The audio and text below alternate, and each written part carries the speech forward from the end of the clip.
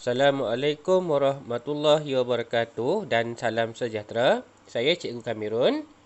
Kepada murid-murid kelas 500, 503 dan 504 TMJS, kita bertemu lagi dalam bahagian ketiga bab 6. Kali ini kita akan sambung dengan subtopik 6.2 iaitu menganalisa cara meningkatkan pengeluaran makanan. Jadi, kenapa kita perlu meningkatkan kuantiti dan kualiti? Jadi ada dua aspek, kuantiti dan kualiti pengeluaran makanan. Jadi, pertama, untuk menampung keperluan manusia. Jadi manusia memang ramai, penduduk sesebuah negara pun memang ramai. Jadi setiap orang memerlukan makanan. Jadi pengeluaran makanan yang mencukupi dari segi kuantiti dan bagus dari segi kualiti dapat menampung keperluan semua manusia. Kedua, untuk mengurangkan pengimportan makanan. Contohnya kalau Malaysia, kita nak kurangkan pengimportan beras. Jadi perlulah ditingkatkan pengeluaran dan juga penghasilan kualitinya lebih baik. Contoh ya. Okey, yang ketiga, supaya kita boleh meningkatkan pengeksportan negara. Okey, kalau import tadi kita ambil dari luar, sekarang ni kita nak eksport ataupun jual ataupun jual kepada negara lain. Okey. Jadi ini adalah sebab kita perlu meningkatkan teknologi, kualiti dan juga kuantiti pengeluaran makanan. Baik. Cara untuk meningkatkan pengeluaran makanan. Cara meningkatkan pengeluaran makanan. Okey.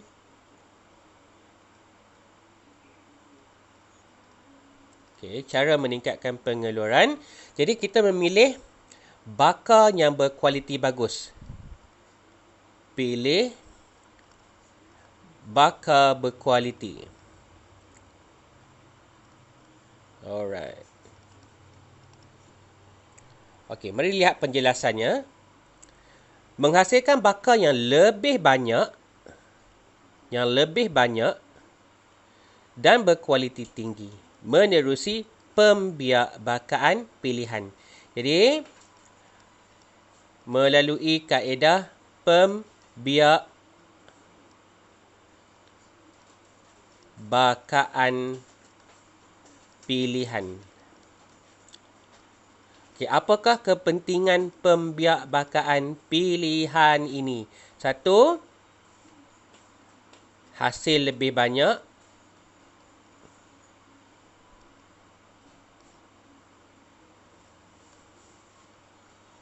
Hasil meningkat dan juga kualiti meningkat. Okey. Maksudnya dari segi hasil ni yang pertama ni dari segi kuantiti lah. Okey. Baik, seterusnya contoh.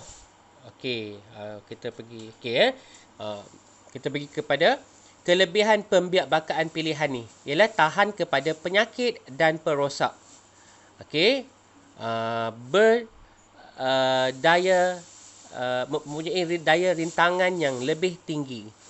Okey, daya rintangan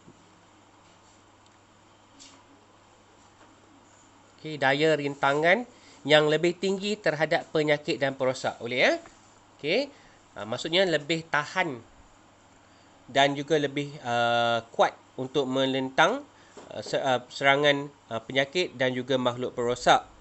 Okey, contoh-contohnya kelapa sawit tenera, kelapa sawit tenera, jagung mas madu, ayam leghorn putih, lembu mafriwal.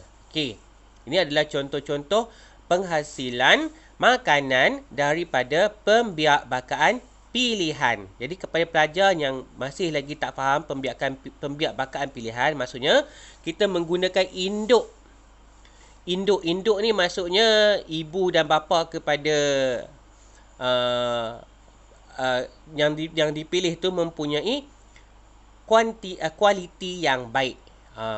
Mungkin yang mempunyai mempunyai tubuh yang besar, jadi dagingnya banyak, untuk lembu lah, dan juga boleh menghasilkan susu yang banyak. Okey, jadi ini adalah antara contoh pembiakbakaan pilihan, iaitu memilih bakal yang berkualiti bagus, berkualiti tinggi.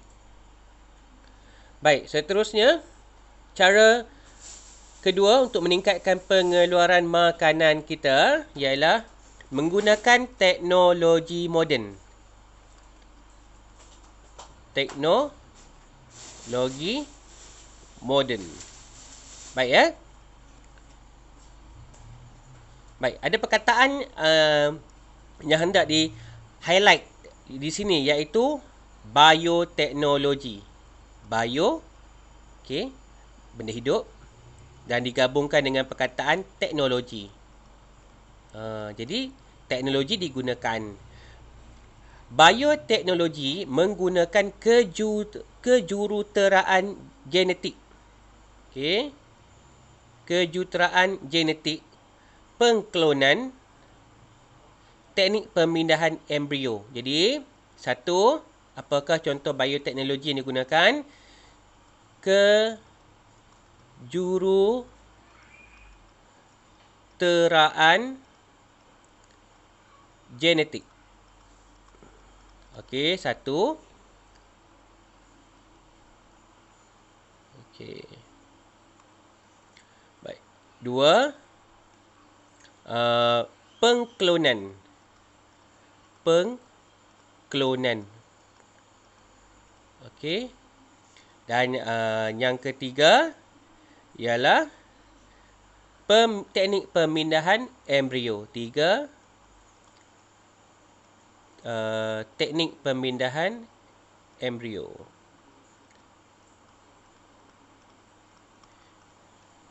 Jadi kalau dalam exam dia boleh tanya kita lah, antara berikut yang manakah contoh penggunaan teknologi moden, ataupun bioteknologi. Okey. Jadi pemindahan embrio, teknik pemindahan embrio. Okey. Boleh ya? Kejuruteraan genetik, okey, pengklonan, pemindahan embrio. Okey. Alright. Seterusnya kita tengok kat sini. Okey, ada sikit penerangan tentang kejuruteraan genetik tadi. Okey. Dengan mengubah suai ciri-ciri melalui pemindahan gen. Okey, mengubah suai ciri-ciri melalui pemindahan gen. Jadi gen-gen yang dikendaki tu akan diubah suai. Gen ni akan menentukan ciri-ciri ataupun sifat fizikal makanan kita nanti. Jadi setelah diubah suai ciri-ciri dan akan dipindahkan ke dalam induk, okey, untuk dibiakbakarkan. Seterusnya, menggunakan mesin dan alatan moden untuk menjadikan kerja lebih mudah. Jadi menggunakan mesin dan alatan moden. Jadi kata kunci kat sini mesin dan alatan moden ni dah jadi kata kunci dah. Okey, sebab teknologi moden menjadikan kerja lebih mudah. Dan tujuannya adalah untuk meningkatkan pengeluaran makanan. Okey, boleh Alright. Okey, seterusnya.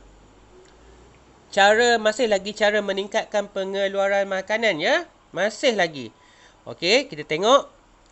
Yang pertama, yang ketiga sekarang ni. Okey, pengurusan tanah yang cekap. Pengurusan tanah. Mesti ada perkataan yang cekap. Jadi okey, cekap, efisien, baik. Okey. Baik, pengurusan tanah yang baik, yang bagus. Ini boleh diterima lah. Okey.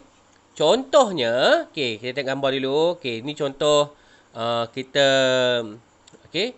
Kita lihat kat sini macam mana tanah yang berbukit dikontur supaya lebih stabil dan juga dapat kita tanam lebih banyak tumbuhan ataupun pokok.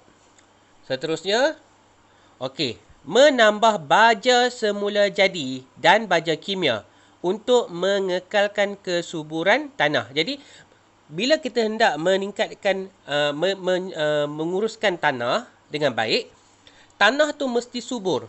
Bila tanah subur, baru pokok-pokok, tumbuh-tumbuhan menjadi, hasil pun baik. Jadi, perlulah menambah baja semula jadi ataupun baja kimia. Untuk apa? Mengekalkan kesuburan tanah supaya tanah subur. Okey.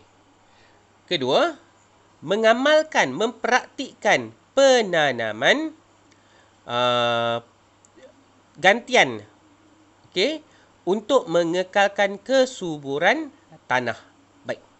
Jadi kita ada belajar dalam bab 1, tingkatan 5 ni kan. Kita ada belajar tentang kekacang, pokok kekacang, pokok kekacang ya. Jadi pokok kacang ni apa kebaikan dia? Pokok kekacang ataupun tumbuhan leguminous plant. Okey. Kan kita dah belajar masa bab 1, pokok kekacang atau tumbuhan legum akarnya mempunyai nodul, dan dalam nodul tu ada bakteria rhizobium ataupun bakteria pengikat nitrogen. Jadi bakteria pengikat nitrogen ni akan tukar nitrogen menjadi nitrat. Jadi nitrat tu adalah sumber mineral yang penting untuk mengekalkan kesuburan tanah. Okey, jadi apabila satu tanaman ditanam, selepas habis dah tuai hasil, kita akan tanam pokok kekacang, tumbuhan legum. Kemudian baru kita sambung dengan tanaman yang asal tadi ataupun tanaman yang baru untuk mengekalkan kesuburan tanah. Okey. Menanam tanaman penutup. Tanaman penutup ni adalah untuk memastikan kurangkan hakisan tanah. Kurangkan pergerakan tanah. Pergerakan tanah bila kena hujan. Jadi kita tak nak tanah tu bergerak banyak ya. Kemudian cerun bukit bertingkat dan berkontur. Inilah. Bertingkat dan berkontur. Bertingkat dan berkontur. Yang ini untuk elak hakisan tanah. Mengelakkan hakisan tanah. Boleh ya? Kita tengok balik. Macam mana dimaksudkan dengan pengurusan tanah yang cekap? Tambah baja. Untuk apa? Kekalkan kesuburan tanah. Kemudian, amalkan penanaman tanaman gantian. Tanaman gantian.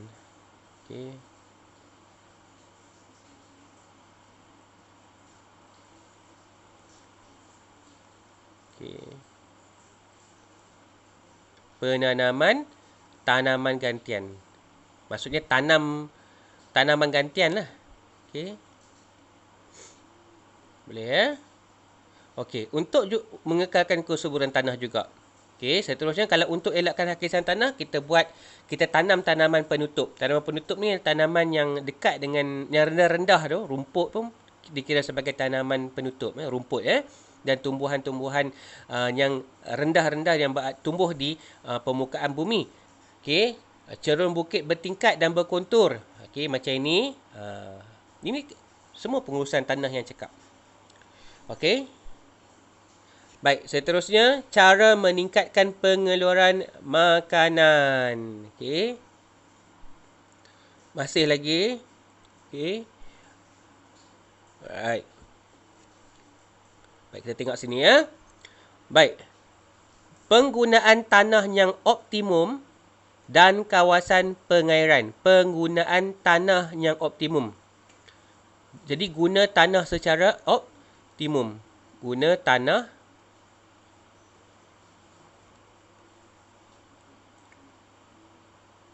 secara optimum. Secara optimum tu apanya? Secara total, secara maksimum. Okey, optimum. Maksudnya secara terbaik lah, optimum. Okey.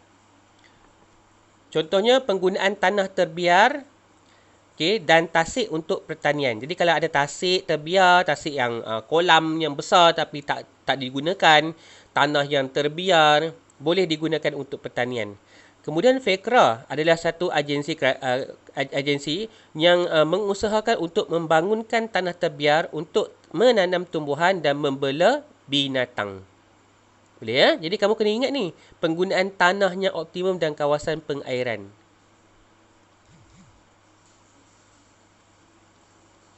Kawasan pengairan ni maksudnya kawasan yang ada air mengalir ataupun terkumpul.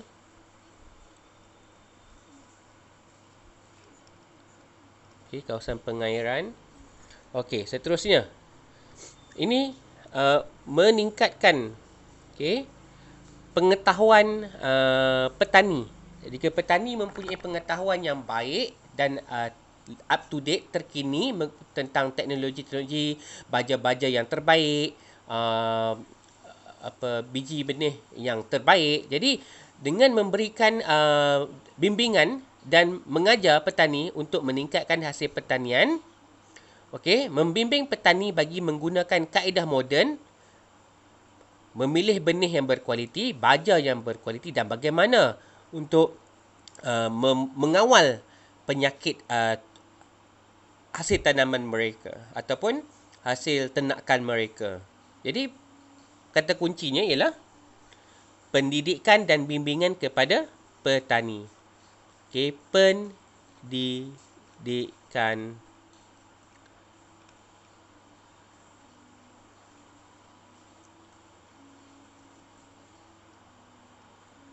dan bimbingan kepada petani.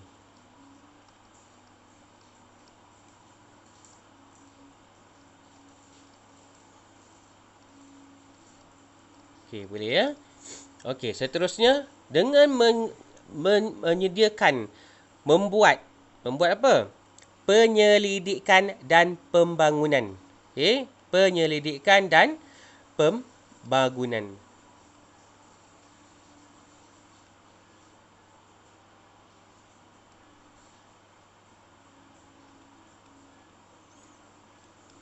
Penyelidikan. Okey.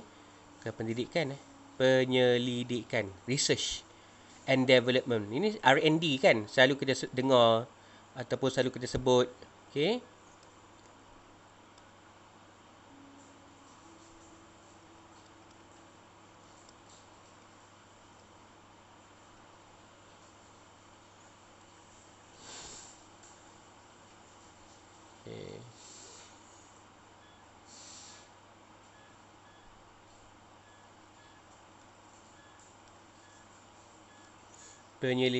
Penyelidikan dan pembangunan. Okey. Baik.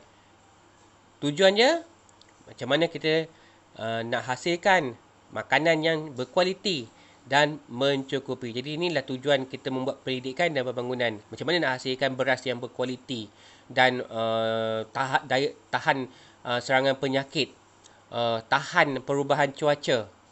Okey, jadi perlunya penyelidikan dan pembangunan dijalankan secara berterusan ya, sebab keadaan environment persekitaran berubah-ubah ya. Kalau contohnya penyakit yang menyerang padi mungkin tak sama sekarang dengan dulu.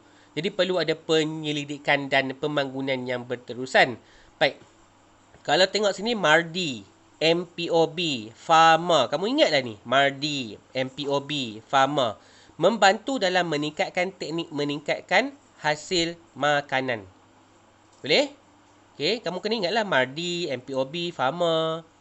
Okey, kalau FEKRA untuk pengurusan tanah tadi. Okey, tanah terbiar macam mana? Jadi FEKRA akan uruskan.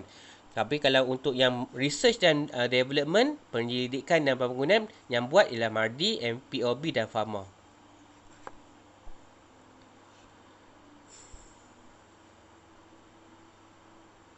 Baik, apakah kebaikan makanan yang diubah suai secara kejuruteraan genetik?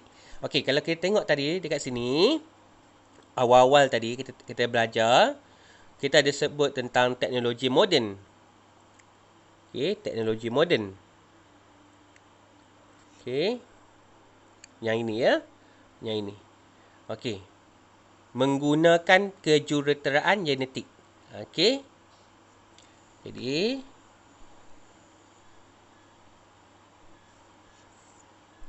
kita nak bincang dulu kebaikan dia. Okey. Kebaikan kejuruteraan genetik.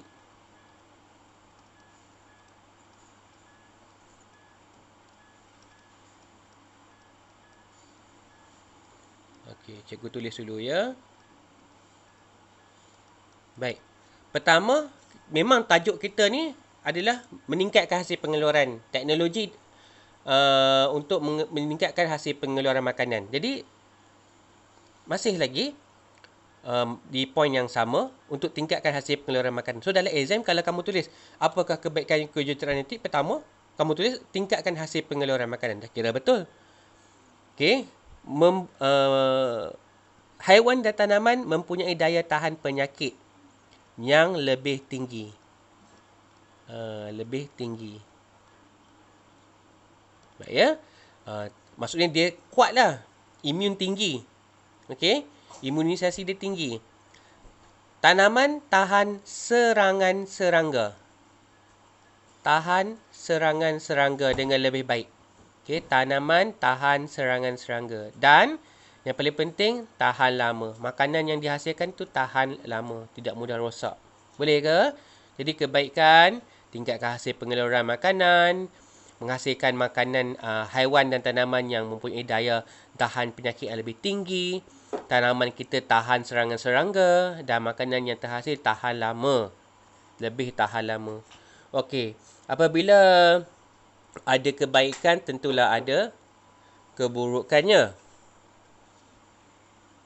Pertama, menimbulkan penyakit seperti alahan. Kepada siapa? Kepada orang yang makan. Okey. Yang antaranya penyakit autoimun. Penyakit autoimun ni adalah satu keadaan apabila antibody menyerang sistem badannya sendiri. Jadi, cikgu tak akan ulas lanjut tentang ni, tapi penyakit seperti alahan, mungkin gatal-gatal. Okey, secara umum lah. Okey, mempengaruhi dan mengubah gen normal manusia. Jadi, generasi yang sekarang mungkin tak nampak lagi kesan, tapi generasi yang akan datang, generasi yang akan datang, anak-anak dan cucu-cucu yang akan datang, gen normal manusia mereka mungkin telah dipengaruhi dan telah berubah. Normal ni biasanya bukan ke arah positif, tapi ke arah negatif lah. Iaitu yang paling jelas sekali ialah mudah mendapat serangan penyakit. Bahan baharu yang diperkenalkan boleh mempengaruhi sistem keimunan tumbuhan dan haiwan. Maksudnya keimunan tumbuhan dan haiwan boleh terjejas. Kita mungkin nak dia cepat lebih tahan lama, tapi mungkin juga ada dari sisi yang lain, daripada ke atas faktor yang lain, sistem keimunan tumbuhan dan haiwan ni kurang baik. Ya. Okey, jadi yang terakhir, keseimbangan ekosistem akan terganggu. Okey, keseimbangan ekosistem terganggu. Baik, kita keburukan lagi sekali ya. Menimbulkan penyakit. Okey. Mengubah gen manusia. Cikgu ambil yang mudah ya. Untuk jawab exam. Menimbulkan penyakit. 1 markah. Mengubah gen manusia. 2 markah. Mempengaruhi sistem keimunan haiwan dan tumbuhan. 3 markah. Ganggu keseimbangan ekosistem. 4 markah. Okey.